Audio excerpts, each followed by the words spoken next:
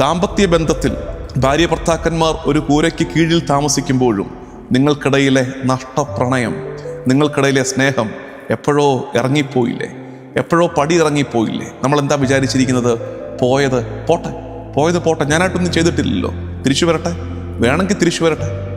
മക്കള് ഒരു ഘട്ടത്തിൽ നമ്മളേറെ സ്നേഹിച്ചു വളർത്തിയവർ ഇറങ്ങിപ്പോകാൻ തുനിയുമ്പോൾ പോയത് പോട്ടെന്ന് വെച്ച് നിസ്സംഗരായി നോക്കി നിൽക്കരുത്. ഇനി നമ്മുടെ പേഴ്സണൽ ലൈഫിലേക്ക് നോക്കുമ്പോഴല്ലോ, നമ്മുടെ ജീവിതത്തിൽ നിന്ന് ഇറങ്ങിപ്പോയ ചില നന്മകളെ, ജീവിതത്തിൻ്റെ ഓരോ ഘട്ടത്തിലും നമ്മുടെയൊക്കെ ജീവിതത്തിൽ നിന്ന് ചില നന്മകൾ പടിയിറങ്ങിപ്പോയിട്ടുണ്ട്.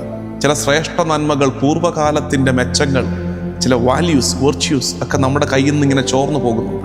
നമ്മൾ ഓർക്കുന്നത് മുന്നോട്ടുള്ള വളർച്ചയിൽ, മുന്നോട്ടുള്ള യാത്രയിൽ അത്തരം നഷ്ടങ്ങൾ അനിവാര്യമാണെന്ന് വിചാരിച്ച് നമ്മൾ നമ്മളെ തന്നെ അങ്ങ് സമാധാനിപ്പിക്കുകയാണ്. അങ്ങനെയല്ല.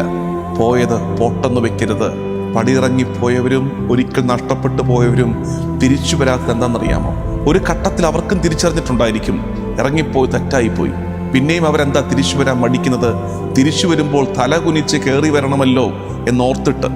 അതുകൊണ്ട് തിരിച്ചുവരവുകളെ ആഘോഷമാക്കാൻ നമ്മൾ ഒരുങ്ങി നിൽക്കുകയാണെന്നറിയുമ്പോൾ അഭിമാനത്തോടെ തല ഉയർത്തി തിരിച്ചു വരും പോയവർ പലരും. ഇത് കേട്ടുകൊണ്ടിരിക്കുന്ന നേരത്തും ചിലതൊക്കെ ഓർമ്മയിലേക്ക് എത്തുന്നില്ലേ?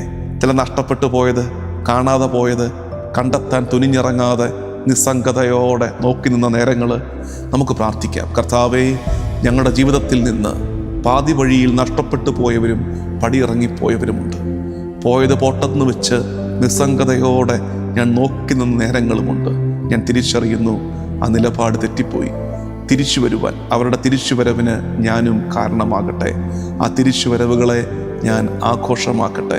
നമ്മുടെ കർത്താവ് ഈശോ മിശിഹായുടെ കൃപയും പിതാവായ ദൈവത്തിൻ്റെ സ്നേഹവും പരിശുദ്ധാത്മാവിൻ്റെ സഹവാസവും എന്നും എല്ലാ കാലവും കൂടെ ഉണ്ടായിരിക്കട്ടെ, ഇപ്പോഴും എപ്പോഴും എന്നേക്കും.